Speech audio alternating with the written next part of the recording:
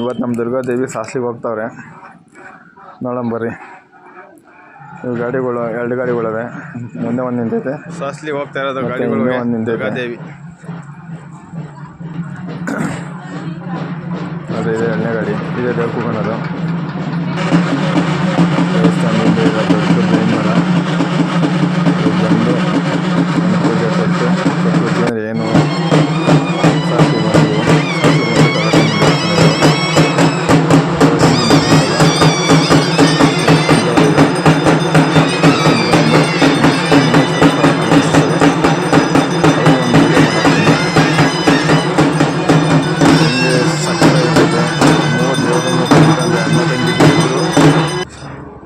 ಅಣ್ಣ ಒಬ್ಬರು, ತಂಗಿದಿರು ಇಬ್ಬರು. ಸಕ್ಕತ್ತಾಗಿದೆ. ಇದೆ ದುರ್ಗಾದೇವಿ ಮತ್ತು ಕಾಗಟಮ್ಮನು ಮುನೇಶ್ವರ ಬರ್ತಾರೆ.